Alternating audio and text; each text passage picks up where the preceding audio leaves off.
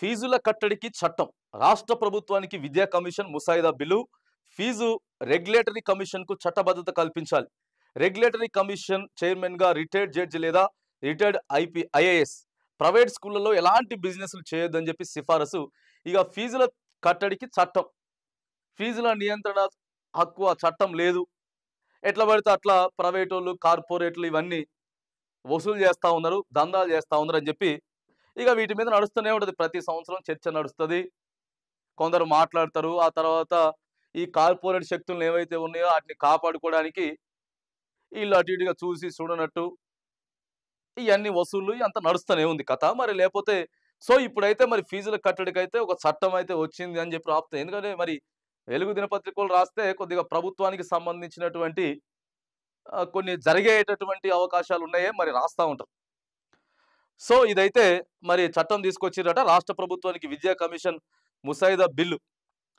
బిజినెస్లు చేయొద్దు స్కూళ్ళల్లో అని చెప్పి చెప్తున్నారు. మరి ఇంకేంటిది, ప్రైవేట్ కార్పొరేట్ స్కూళ్లలో ఫీజుల నియంత్రణకు చట్టం చేయాల్సిందేనని తెలంగాణ విద్యా కమిషన్ తేల్చి చెప్పింది.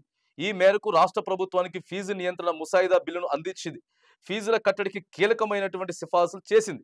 ప్రధానంగా ఫీజులను నియంత్రించాలంటే ముందుగా సర్కార్ నియమించే ఫీజు రెగ్యులేటరీ కమిషన్ కు చట్టబద్ధత ఉండాలని పేర్కొన్నది. కమిషన్ చైర్మన్ గా సుప్రీంకోర్టు, హైకోర్టు, రిటైర్డ్ జడ్జి లేదా రిటైర్డ్ ఐఏఎస్ ఉండాలని చెప్పి కూడా సూచిస్తా ఉందట. మళ్ళీ ఒక 5వ పేజీలు తీసుకొచ్చారు వార్త. మరి ఏం చేస్తారో చూడాలి. ఇక వచ్చే విద్యా సంవత్సరం నుంచి వెళ్ళి మరి ఏమైనా చట్టం తీసుకొస్తారా, లేకపోతే ఈ సంవత్సరం కూడా అట్లే నడిపిస్తారా? మళ్ళీ కార్పొరేట్ శక్తులకే వాళ్ళకే మళ్ళీ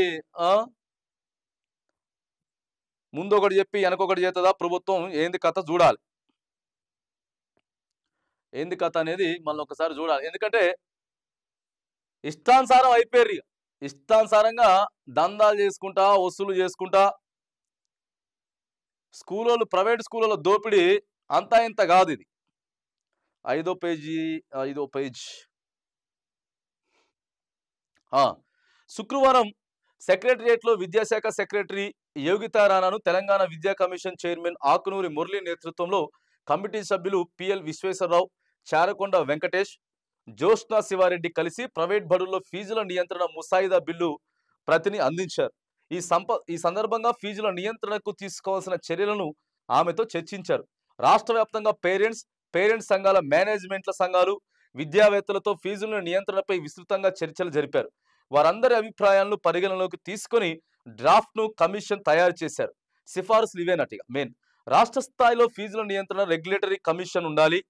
ఈ కమిషన్ చైర్మన్ గా సుప్రీంకోర్టు, హైకోర్టు, రిటైర్డ్ జడ్జి లేదా రిటైర్డ్ ఐఏఎస్ ఉండాలి. ఈ కమిటీకి రాష్ట్ర ప్రభుత్వం చట్టబద్ధత కల్పించాలి.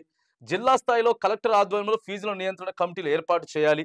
ఆ కమిటీల ఆధారంగా ఫీజులను నియంత్రించాలి.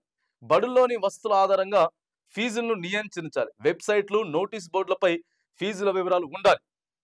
ట్యూషన్ ఫీజును మాత్రమే మేనేజ్మెంట్ వసూలు చేయాలి. అడ్మిషన్ ఫీజులు తీసుకోవద్దు. పేరెంట్స్ ఆప్షనల్ గా ఎక్స్ట్రా కరికులం ఫీజులు ఉండాలి. ప్రైవేట్ బడులను 5 కేటగిరీలుగా విభజన చేయాలి. ఇంటర్నేషనల్, భారీ కార్పొరేట్, ప్రైవేట్, బడ్జెట్ స్కూళ్లుగా విభజించాలి.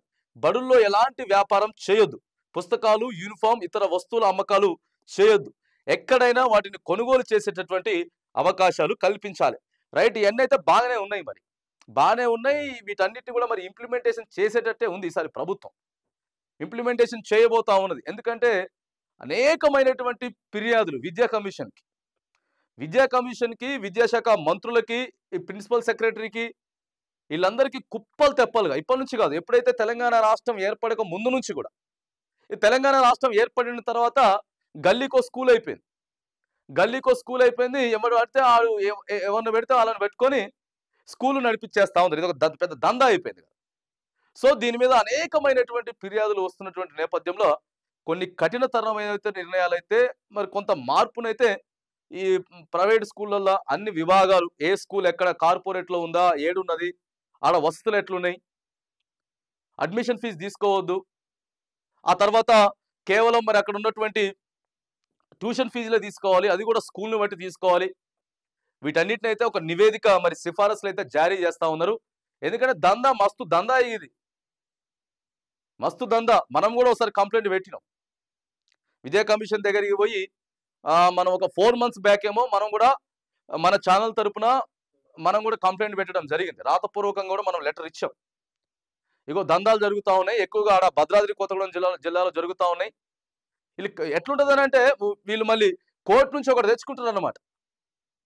మనం ఆర్టీఐ యాక్ట్ కింద 2005 యాక్ట్ కింద అడిగితే సమాధానాలు చెప్పరు. సమాధానాలు చెప్పకపోగా ఆడున్నటువంటి ఎంఈఓలు కూడా అంతే బద్ధకంగా ఉన్నారు. ఎంఈఓ ఆఫీసులలో కనీసం విద్యా హక్కు చట్టం బోర్డు కూడా ఉండదు ఆడ. కొన్ని మండలాల్లో ఉండదు. ఏదో తీసుకొచ్చి ఇస్తారు. అదే నేను చెప్పిన, చాలా మందికి నన్ను అడిగితే నేనేం చెప్పినా అంటే, రైట్ అది వద్దు, ఆర్టీఐ మీరు అడగకండి, కాకపోతే పలానా స్కూల్లో ప్రాబ్లం ఉందని చెప్పి కంప్లైంట్ పెట్టండి అని చెప్పా. కంప్లైంట్ పెడితే అప్పుడు ఎంఈఓ చర్యలు తీసుకుంటాడా, లేకపోతే డిఈఓ కన్నా మనం కంప్లైంట్ పెట్టుకుందాం, సమాచారం హక్కు యాజ్ పర్ రూల్ ప్రకారం అడిగితే వీళ్ళు ఇయ్యరు. ఇగో పలానా 2-3 స్కూళ్ళు ఉన్నాయి, ఆడ పిల్లల్ని ఇబ్బంది పెడతా ఉన్నారు, ఆడ వస్తువులు లేవు అని చెప్పి కంప్లైంట్ పెడితే అప్పుడు వాళ్ళు చర్యలు తీసుకుంటారు అని చెప్పి చెప్పిన నేను.